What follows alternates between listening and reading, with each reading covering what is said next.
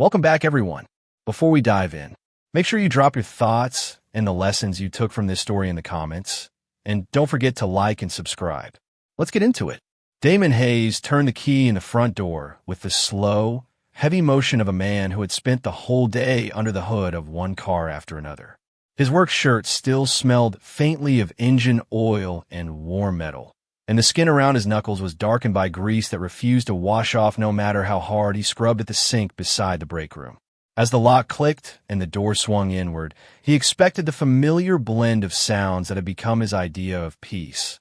The low hum of the refrigerator, the soft creak of the hallway floorboards, Noah pacing with his little camera, Vanessa moving around the kitchen. Instead, the house met him with a silence that made him pause on the threshold. Their small rental on the east side of Cleveland was never loud, not even on good days. Noah preferred quiet, and Vanessa liked to keep things tidy and controlled. But there was usually a rhythm to the silence. The faint click of Noah's tongue when he concentrated, the crinkle of pages when he flipped through picture books, the soft clatter of dishes as Vanessa rinsed plates. Tonight, the quiet felt different. Thick. Still. Damon stepped inside and closed the door behind him, his brow tightening as he set his tool bag down by the entry table. At first glance, the living room seemed normal. The worn gray sofa sat angled toward the television. Noah's favorite blanket lay folded over the arm, and a small stack of building blocks rested in a corner. Then Damon's eyes caught a gap on the far wall. Two accent chairs that had flanked the window for years were gone, leaving faint imprints in the carpet where their legs once stood. He frowned and moved farther into the room. The tall floor lamp Vanessa loved to rearrange, depending on her mood, was missing. The decorative vase she had argued they could not afford but absolutely needed had vanished from the coffee table. His heart began to thump harder in his chest as a thought he did not want slid into his mind. A robbery? But the television was still there. The game console Noah barely used sat untouched, and Damon's old laptop remained on the side table. What was missing were not valuables, but her things. The throw blanket she always wrapped around herself while watching television. The gold-framed photo from their wedding day that usually hung above the television was gone, leaving a clean, pale square of paint behind. "Noah," Damon called softly, careful with his tone.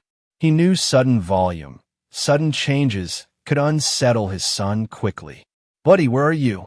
A soft tapping sound answered him from down the hallway.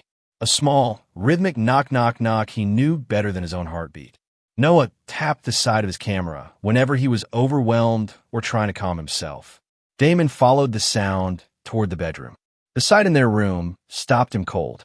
The closet door on the right side, the side Vanessa always used, gaped open. The hangers that once held her dresses and coats swung empty. Shelves that used to house her carefully folded sweaters were bare. Her shoes, once lined in neat pairs at the bottom, were gone. The space looked as if someone had come in, scooped her existence into suitcases, and walked out without looking back. Noah stood near the end of the bed, his small shoulders drawn tight, his curls a little messy, as if he had run his hands through them too many times. His camera was pressed against his chest like a shield. His eyes were wide and fixed on Damon, unblinking in the soft light from the hallway. His breathing was too fast, the way it always became when the world shifted too suddenly for him to process. Damon forced his steps to slow before he approached. "Hey," he said quietly, lowering himself to Noah's level. "I'm right here.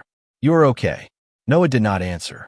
He lifted the camera with stiff fingers and held it out. Damon took it as gently as he could. On the small screen, frozen in a still frame, was Vanessa's figure captured from the doorway. Her head turned away, her hair pulled back, both hands clamped around the handle of a rolling suitcase. The suitcase was tilted toward the open front door. Damon's stomach clenched. He did not press play. He did not need to hear what she had said to know what the image meant. He lifted his gaze from the screen to the top of the dresser. Centered there, placed so neatly that it felt cruel, was a single folded sheet of paper with his name written on the front in Vanessa's faded blue ink. His throat went dry as he crossed the room. Every step felt heavier than the last. He picked up the paper and unfolded it with fingers that did not feel entirely like his own. Noah's eyes followed every movement, his breathing a quiet, uneven metronome in the background as Damon read. The lines were short, rushed, written like someone trying to get something over with before she could change her mind. I cannot do this anymore. I am too young to waste my life caring for a special needs child. You are poor and going nowhere. He is autistic. Both of you are dead weight I have to shed to progress in life. He is yours now. Do not ever contact me again. By the time Damon reached the last sentence, the edges of the page blurred. He blinked hard until the words settled back into focus. For a long second, he felt as if the room had tilted, as if he might slide sideways off the planet altogether. Then his gaze found Noah again. The boy had not moved. His camera had slipped a little in his hands, but his eyes remained locked on Damon's face, looking for an answer that could not be written in any note. Damon crushed the paper in his fist without meaning to, the sound of crumpling echoing harshly in the half-empty room. He knelt in front of his son and opened his arms. "Come here," he murmured, and his voice cracked on the second word. Noah hesitated for a heartbeat more, then stepped forward, burying his face in Damon's shoulder. Damon wrapped both arms around him and held on like the world depended on it. He felt Noah's fingers curl into the fabric of his work shirt, felt the tremor in his son's body gradually slow as Damon's steady breathing brushed against his curls. "We are okay," Damon whispered, his lips against Noah's hair. "We are okay. I'm not going anywhere. I am your father. I'm staying." He repeated some version of that promise until his own breathing steadied. The bedroom felt lighter and emptier all at once. One half of the closet a stripped-down testimony of someone who had chosen to leave, the other half crowded with the clothes of a man who suddenly understood he would have to be enough all by himself. Eventually, he shifted Noah's weight slightly and stood, still holding him. "Come on, buddy," he said gently. "Let us go to the living room." Noah did not speak. His fingers tapped once against Damon's shoulder, a small automatic movement that let Damon know he was still processing, still there, still tethered. Damon carried him out of the bedroom, flipped off the light with his elbow, and let the door fall almost closed behind them. The next morning crept into the house with the pale gray light of an Ohio winter morning, spilling across the living room floor where Damon had fallen asleep on the couch. His neck ached from being bent at an odd angle. His lower back protested every attempt to sit upright, and the weight of the previous night pressed in as soon as his eyes opened. Noah was curled at the far end of the couch, legs tucked under a blanket, his camera resting half on his chest, half on the cushion. Damon sat up slowly so he would not wake him, then pushed himself onto his feet. The house sounded different without Vanessa's presence, but there was still life in it. The refrigerator hummed. A pipe clicked in the wall. Outside, a car drove by on the street. He moved into the small kitchen and set a pan on the stove, cracking eggs into a bowl and whisking them with careful, measured strokes because routine mattered to Noah. Familiar smells mattered. Predictable sounds mattered. As the eggs sizzled in the pan and 2 slices of bread dropped into the toaster with a soft thud, Noah stirred. Damon watched from a doorway as his son's eyes opened slowly. Noah looked around, spotted the camera beside him, and immediately tapped the edge of it twice with his thumb, grounding himself in the small ritual. Then his gaze drifted to Damon. "Morning," Damon said, keeping his tone gentle and even. "Breakfast is almost ready." Noah blinked once, a quiet acknowledgement, and pulled the blanket closer around his shoulders. He did not speak, but he swung his legs over the edge of the couch and sat up, the soles of his socks brushing the rug in slow, repetitive strokes. They ate at the small dining table facing the kitchen window, plates of scrambled eggs and toast between them. Noah focused on his food with intense concentration, chewing slowly. Now, and then his eyes flickered to the salt shaker, to his father's hands, to the light reflecting in his juice glass. They did not talk much. They did not have to. Years of living in the quiet space between words had taught Damon that presence often meant more than conversation. After breakfast, Damon moved through the well-practiced routine of their mornings. He guided Noah through brushing his teeth, helped him choose the shirt that felt best against his skin, made sure his headphones and stress ball were in the front pocket of his backpack. He placed Noah's camera gently in his hands before they stepped out into the cold air. "Right here at 3, Damon said as he buckled Noah into the passenger seat of their old sedan. Same as always. Noah held the camera in his lap and stared out the window as they drove toward the small public school equipped with an autism support program. Damon glanced at him from time to time, wanted to say a dozen things, and yet knowing none of them would help more than simply keeping his promise to be there at 3 o'clock. When they pulled into the school lot and parked, Damon turned in his seat. "Today is just a day," Damon said softly. "Go in. You have your headphones. You have your schedule. Miss Carter knows your routines." Noah blinked twice, then opened the door and stepped out carefully. Damon watched him walk toward the entrance, the camera strap looped securely around his wrist, his shoulders squared in that quiet way that always made Damon's chest tighten with pride and ache at the same time. At the workshop, the rolling bay door stuck halfway, as usual when Damon yanked on the chain. The air smelled of motor oil, hot rubber, and coffee. Leonard Brooks, the owner, stood near the office window with a mug in his hand, his heavy frame silhouetted against the fluorescent lights behind him. "You are early," Leonard called as Damon stepped out of the car. "Could not stay home," Damon answered, trying to keep his voice neutral. Leonard studied him for a long second, taking in the tightness around his eyes, the stiffness in his shoulders. "Everything all right?" Leonard asked. Damon considered lying, then shook his head once. "Not really," he said quietly, "but I can work." Leonard nodded, not pushing further. "We got the Johnson transmission back, and that old Ford truck in Bay, too, needs a full brake job. That enough to keep your hands busy?" "More than enough," Damon said, grateful. Work was simple in a way life rarely was. Bolts tightened, or they did not. Belts fit, or they squealed. You listened, you looked, you fixed. He changed into his work shirt, grabbed his tools, and let the rhythm of the day pull him forward. The clang of metal, the whir of lifts, and a low murmur of customer complaints gave him something solid to hold on to. During lunch, Damon sat on a milk crate near the back door, eating a sandwich and staring at the chain-link fence that marked the edge of the lot. Leonard came over and handed him a fresh cup of coffee without saying anything. After a moment, Leonard cleared his throat. "You ever need to leave early for the boy? You know you do not have to explain it to me," he said. Damon looked at him, the words catching him off guard. "Thanks," Damon said simply. "I will make it work." Leonard nodded and walked away, leaving Damon with coffee and the quiet knowledge that someone had noticed and cared enough to say something. That night, after picking Noah up, cooking spaghetti, and guiding him through his bedtime routine, Damon stood in the doorway of his son's room and watched him sleep. The glow from the night lights spilled across Noah's face and the camera on the pillow beside him. Damon felt the exhaustion deep in his bones, but underneath it, something else was forming. A kind of stubborn resolve he had not needed before. It was just the two of them now. That was terrifying, but it was also strangely clear.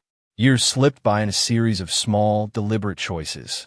Damon stayed at the workshop, took every overtime shift he could manage, and learned to budget in a way he never had to when there had been two incomes. He became an expert in individualized education program meetings, in therapy schedules, in the language of occupational therapists and speech-language pathologists. He learned which grocery stores were quietest in the evening and which clothing brands Noah tolerated. He learned which noise-canceling headphones were worth every dollar. Noah grew. At 9, his camera collection expanded from one small point-and-shoot to a slightly battered used DSLR Damon found at a pawn shop. At 11, Noah discovered the old laptop Damon kept on the living room shelf and began exploring basic coding tutorials that a teacher had recommended. He watched videos and typed for hours, his fingers darting across the keyboard with surprising confidence. Damon did not understand half of what appeared on the screen, but he understood Noah's body language. He saw the calm in his shoulders, the way his breathing stayed steady when he focused on lines of code instead of being around unpredictable groups of people. "Is it helping?" Damon would ask quietly from the couch. Noah would glance at him, tap the edge of his camera once, and say a soft yes before turning back to the screen. By the time Noah turned 12, The laptop had become an extension of him. He still paced, still tapped, still needed his headphones, but there was a new layer of intention in his movements. He began building something he could not fully explain at first. A program that watched faces and listened to voices the way his camera did, then translated patterns into simple, customizable visual prompts on the screen. One evening, Damon walked past Noah's door and paused. Noah's therapist, Dr. Elaine Monroe, sat beside him at the desk, her eyes wide behind her glasses as Noah walked her through the program. "It adapts to how people talk," Noah said, voice quiet but clear. "To timing, to sound, to movement." He pointed to blocks of code while she watched, her posture leaning forward with genuine awe. "Do you know what you have done here?" Dr. Monroe asked him. Noah shrugged one shoulder, looking uncertain. "It makes talking easier," he said simply. "For people like me." Dr. Monroe turned to Damon, who had stepped fully into the doorway by then. "This is more than that," she said softly. "This could change so many lives." Months later, Dr. Monroe arranged a small pilot program at the Autism Center. Noah installed his software on tablets and laptops. Children who rarely spoke began stringing together words. Teenagers who struggled to express feelings used the interface to choose images and phrases that matched their inner world. Parents cried in the hallway, clutching tissues while Damon watched from a distance, his chest aching with a fierce blend of pride and disbelief. Word spread faster than Damon expected.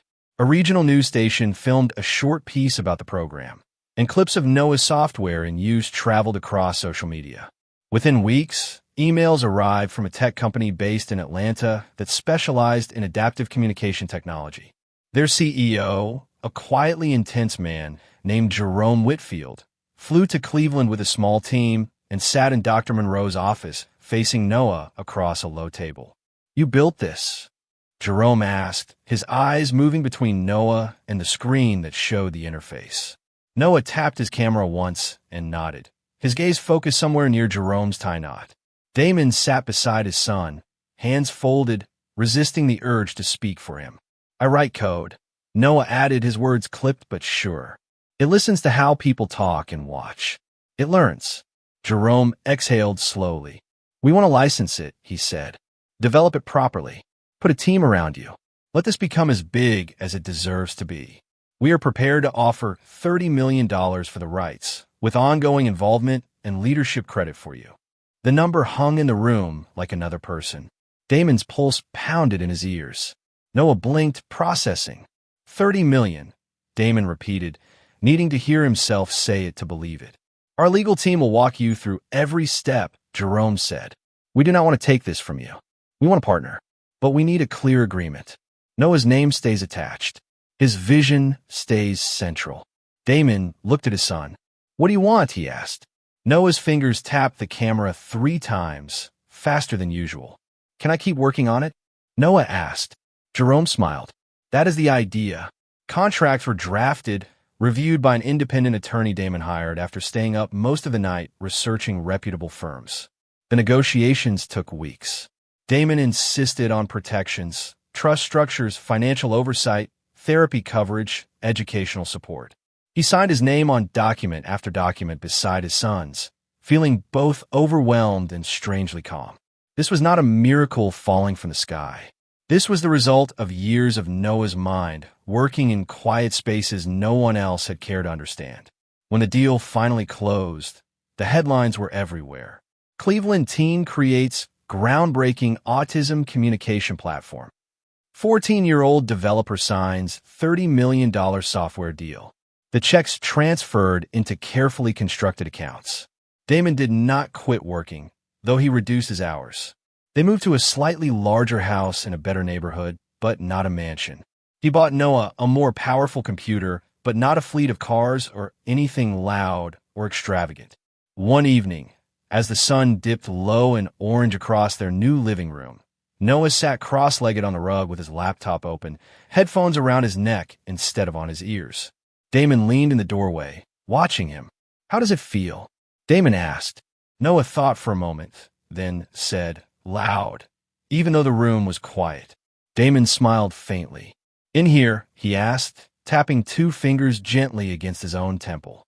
Noah nodded. "We can make it less loud," Damon replied. "One day at a time."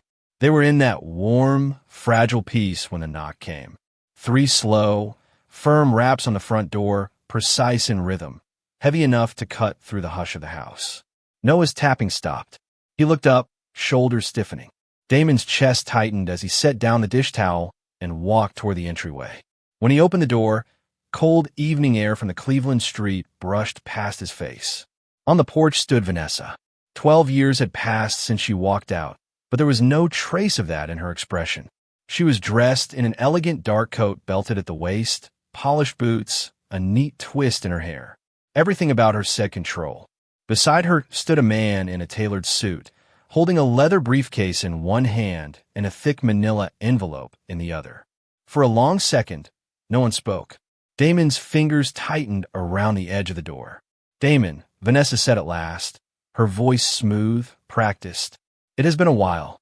The man beside her cleared his throat. "Mr. Hayes, my name is Patrick Lawson," he said. "I represent Ms. Hayes. We are here to deliver legal documents regarding custody arrangements." Damon did not reach for the envelope. His eyes remained on Vanessa. "You walked away," he said quietly. "You left him. You left me. You told us never to contact you again."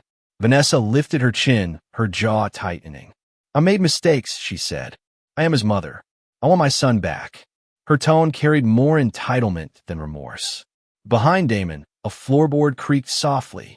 Noah had come down the hall, drawn by the unfamiliar voices. At 14, he was tall and lean, his curls longer, his camera still looped around his wrist. He stopped a few feet behind Damon, his body going rigid when his eyes landed on Vanessa's face. His hand tightened on the camera, the cord stretching taut. Vanessa's expression shifted into something softer, almost theatrical.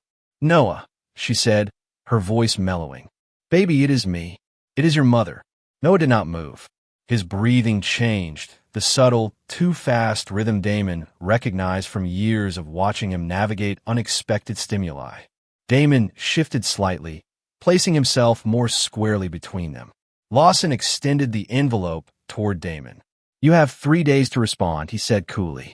"If we do not hear from you or your legal representative by then, we will proceed in court." Damon looked at the envelope, then at Noah, then back at Vanessa. 3 days, Lawson repeated, as if reading a script. Then he turned, and the two of them walked down the steps and back toward a sleek car waiting at the curb. Damon closed the door slowly and turned the lock. Noah stood in the hallway, still staring at the space where Vanessa had been. "Come sit," Damon said gently. They walked to the kitchen table, and Damon set the envelope down between them. It felt heavier than paper should. He broke the seal and pulled out the documents. The first page hit him like a physical blow. Petition for full custody of minor Noah Hayes and legal control over his intellectual property and earnings. The language was clinical, polished, devastating. Vanessa claimed she had remained emotionally present from a distance. Claimed Damon had cut her off. Claimed Noah had been deprived of a mother. Claimed she should be granted full custody and authority over his business decisions. Damon's jaw locked. He flipped through pages that outlined her version of history. Strained, rewritten, devoid of the abandonment note, devoid of any mention of the day, she cleared out the closet and vanished. Beside him, Noah read more slowly, his eyes moving line by line. When he reached the last paragraph, his fingers tapped once against the edge of the paper. "Dad," Noah said quietly. The single word was steady but laden with meaning. Damon looked up. "Do not worry," Noah said, his voice soft but decisive. That was all. Then he lifted his camera and tapped it twice, his personal signal that he was bracing himself but not breaking. Damon felt something in his own chest realign. "We are going to handle this," Damon replied. The next morning, they sat in the office of an attorney recommended by Dr. Monroe, a calm, observant man named Daniel Rhodes. His walls were lined with casebooks, his desk meticulously organized. Rhodes listened in silence as Damon explained, starting with the note on the dresser 7 years earlier and ending with the envelope delivered at his door yesterday evening. "I kept everything," Damon said. "Every document. Every report. Every court paper from back when she first left. Rhodes steepled his fingers. Good, he said. We will need them. He opened a file and slid a blank sheet forward. Let us start with the custody records. Temporary orders first, then the final judgment. We will build the case from there. As Rhodes wrote, Damon's thoughts drifted back to the first time he had stood in a courthouse. Noah had only been 7, clutching Damon's leg so tightly his fingers had left small crescents in the fabric of Damon's pants. The courtroom had smelled of paper and dust and old wood polish. The judge's voice had been firm, but not unkind, as she reviewed the emergency petition. Vanessa had not appeared. She had not responded to notices. The judge had looked down over her glasses and said, temporary custody granted to the father. Reason, abandonment. 2 years later, Damon had stood in the same room again, Noah sitting quietly on a bench with a sensory toy in his hands. The clerk had called the case. The judge had reviewed the record. 2 years of no contact, no support, no attempt at involvement. Full custody granted, she had said. Divorce finalized by default. Damon had walked out with Noah's small hand in his own, and a new reality settling around them like the winter air outside. Rhodes flipped through copies of those same orders now, his brow tightening as he scanned the details. This is strong, Rhodes said. She abandoned him in the eyes of the law as well as in fact. We also have years of school records, therapy notes, medical appointments, all with you present and her absent. And you said you still have the note she left. Damon nodded. And Noah has video of the day she left, he added quietly. Rhodes paused. You do? He asked, looking at Noah. Noah tapped his camera once in response. I recorded it, Noah said. It helps me remember what happened. Rhodes nodded slowly. We will need a copy of that video, he said, and we will need the note. With those, plus the court records, this petition will not just fail. It will expose her motive clearly. The day of the hearing, the courthouse in downtown Cleveland felt colder than the weather outside. High ceilings amplified every footstep. The wooden benches were half filled with strangers waiting for their own cases, eyes flicking curiously toward Noah and Damon as they entered. Noah held his camera close, tapping lightly on the side whenever the buildup of noise and movement pressed too hard against his senses. Vanessa sat at the petitioner's table in a tailored navy dress, her posture straight, her chin lifted. Lawson sat beside her with a neat stack of files and a tablet. On the other side, Damon took his seat next to Rhodes. Noah sat beside him, shoulders squared, camera resting in his lap. Rhodes leaned closer and spoke just loud enough for the two of them to hear. We are prepared, he said. Remember, truth is on record. We are not performing. We are just showing the court what already happened. When the bailiff called, all rise, everyone in the room stood as Judge Elaine Porter entered. She wore her robe like someone who did not enjoy ceremony, but respected the structure it provided. Her gaze moved from one table to the other before she Saturday. This is the matter of Hayes versus Hayes, she said. Custody petition. Petitioner, proceed. Lawson rose with confident strides and positioned himself at the lectern. Your Honor, he began, my client, Ms. Vanessa Hayes, seeks to be restored to her rightful role as mother and primary custodian of her son, Noah Hayes. She has maintained emotional involvement from afar despite being unfairly excluded by Mr. Hayes. And now, given Noah's extraordinary success and visibility, it is imperative that both his parents. Counselor, Judge Porter interrupted, lifting a hand. Evidence, not narrative. Present your exhibits. Lawson swallowed, regrouped, and handed a slim folder to the clerk. Exhibit A, he said. A statement from Ms. Hayes regarding her attempts to reconnect. The clerk stamped it, passed it to the judge's assistant, and placed copies before the judge. My client is prepared to provide Noah with expanded resources, stability, and guidance, Lawson continued, particularly in light of the significant financial opportunities now attached to his intellectual objection. Your Honor, Rhodes said, standing smoothly. Counsel is directly tying his client's sudden interest to the child's earnings. That highlights financial motive. Judge Porter nodded once. Sustained. Mr. Lawson, stick to factual assertions. Lawson cleared his throat. Ms. Hayes only wishes to reclaim her place in her son's life, he said, thinning his argument down to its safest phrasing. That is all. He sat. The judge turned toward Rhodes. Respondent, she said. Your turn. Rhodes stood and approached the lectern, carrying a thicker binder than Lawson's. Your Honor, Rhodes said evenly, the petitioner has offered statements. We will offer the record. He nodded to the clerk, who stepped forward. Exhibit 1. Rhodes said, placing the first document in the clerk's hands. The original temporary custody order issued by this court when Noah was 7 years old. Reasons stated, abandonment by the mother. The clerk stamped the document and handed it to the judge's assistant, who passed a copy up to the bench. Judge Porter read quickly, her expression hardening slightly. Exhibit 2. Rhodes continued, placing another order on the clerk's desk. The full custody judgment, entered 2 years later after multiple notices to Ms. Hayes, went unanswered. She did not appear, did not respond, did not participate. Full legal and physical custody awarded to Mr. Hayes. Divorce finalized. One by one, Rhodes laid out the building blocks of their case. School attendance records showing Damon's signature at every meeting and Vanessa's name absent.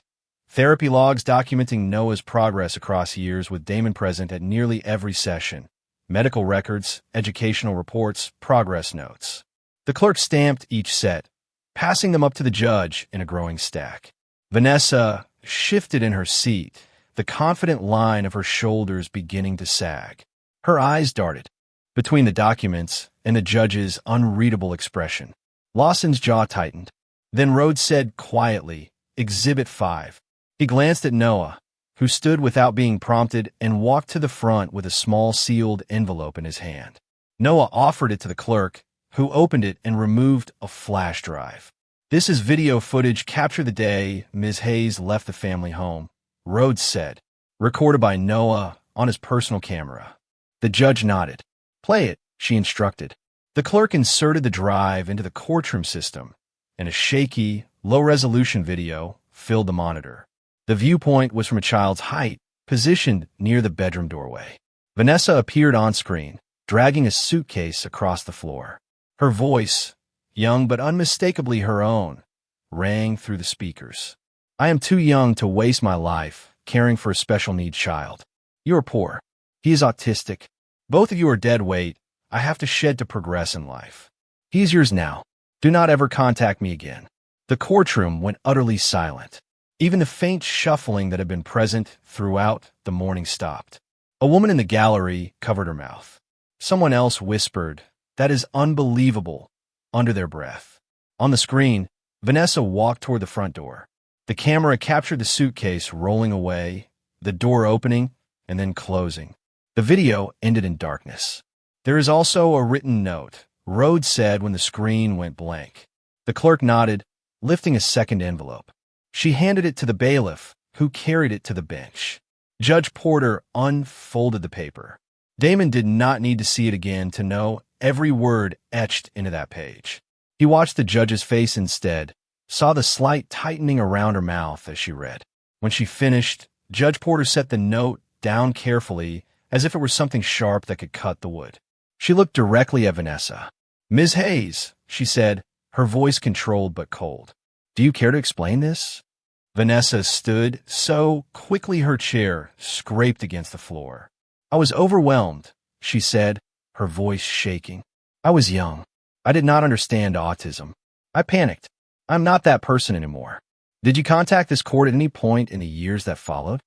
Judge Porter asked. "File a motion? Request visitation? Offer support? Anything demonstrable?" Vanessa's mouth opened and closed. She began, then faltered.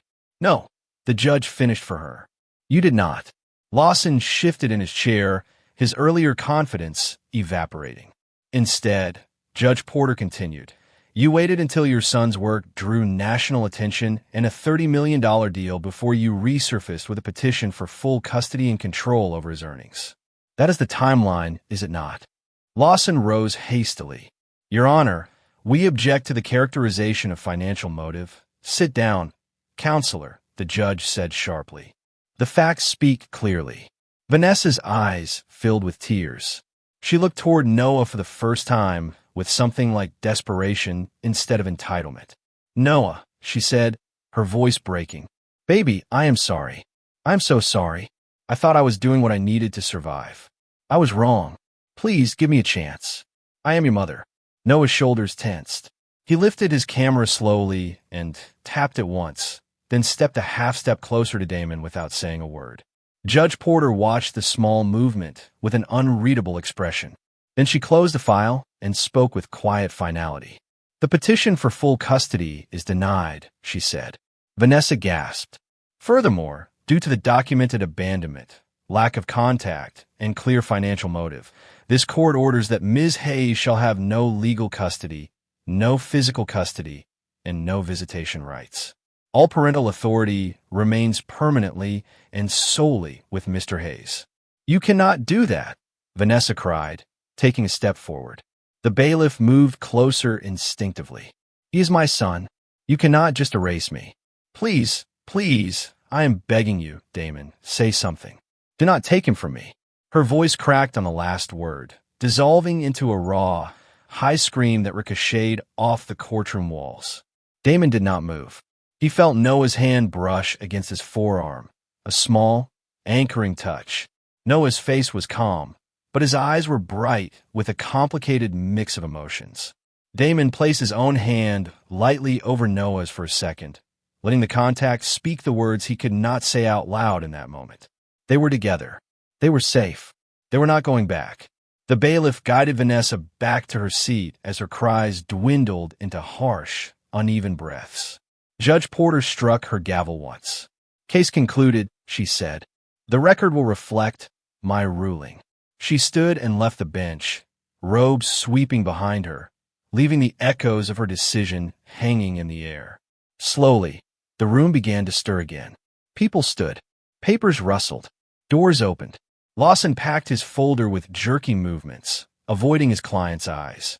Vanessa stayed in her chair, shoulders shaking, her hands pressed over her face.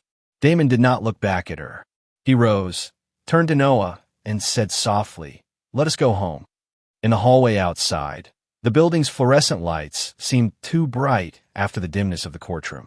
Noah walked close beside him, camera in hand, fingers brushing the buttons as if confirming it still existed, that he was still in control of his own way of recording the world. Rhodes joined him a moment later, his briefcase swinging lightly at his side. "It is over," Rhodes said quietly. "She has no legal avenue to touch her custody now. The evidence closed every door she might have tried to crack open." Damon exhaled slowly, a breath he felt he had been holding for years. "Thank you," he said, "for everything." Rhodes nodded.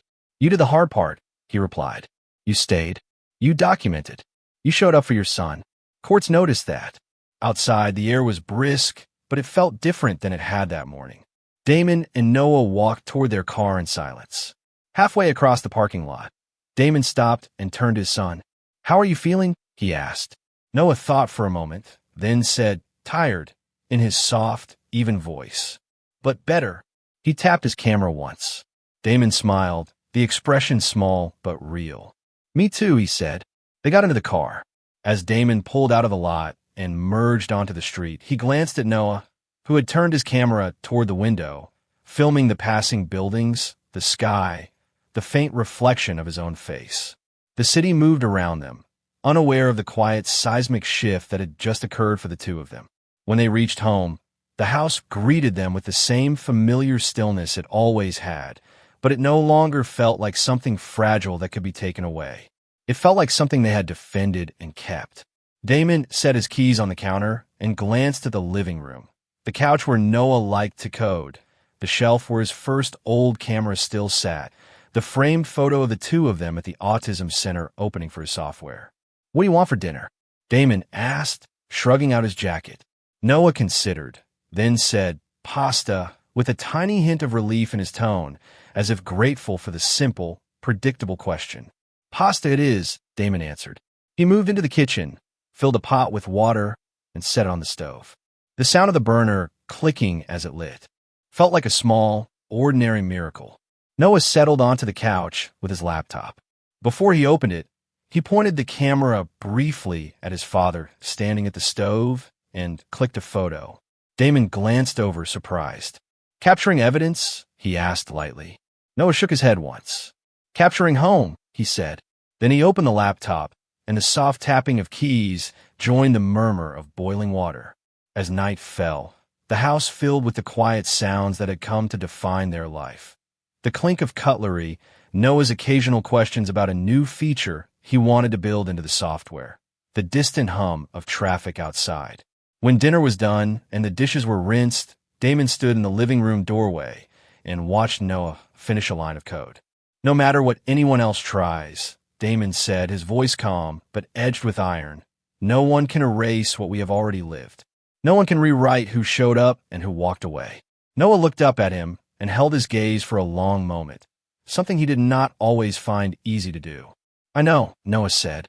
Then he added, more quietly, "Thank you for staying." Damon swallowed against the sudden tightness in his throat. "There was never a world where I did not stay," he replied. He reached out, ruffled Noah's curls gently, then headed toward the hallway to start getting things ready for the next day. Backpacks, schedules, small things that still mattered just as much as large bank transfers and courtroom rulings. In his bedroom, Damon opened the top drawer of his dresser. The original note Vanessa had left lay in a plastic sleeve at the back, along with the court orders and old reports. For a moment, he stared at the bundle of papers that had once felt like proof of how thoroughly his life had collapsed. Now, they looked like evidence of something else. The distance between the man he had been and the man who had carried his son through everything that came after. He closed the drawer without touching them and turned off the light. When he stepped back into the hallway, he could hear the faint sound of Noah's keyboard again, steady and sure. The boy who had once filmed his mother leaving had grown into a young man, designing tools to help others speak. The father who had once collapsed onto a couch with nothing but a promise left to give now stood in a home secured not by money alone, but by choices made over and over again. Damon paused in the doorway of the living room one last time before bed. Noah looked up from his screen. "Good night," Noah said. "Good night, son," Damon answered. He turned off the hallway light, leaving the soft glow of the lamp beside Noah's laptop to paint the room in gold. Outside, the city kept moving. Inside, a father and a son sat on opposite sides of a room they had fought to keep, proof that sometimes the quietest revenge is simply building a life so solid that no one who once walked away can ever claim it again. If you enjoyed this story, please like, comment, and share this video with your friends. Subscribe and turn on the notification bell so you never miss a powerful story drop.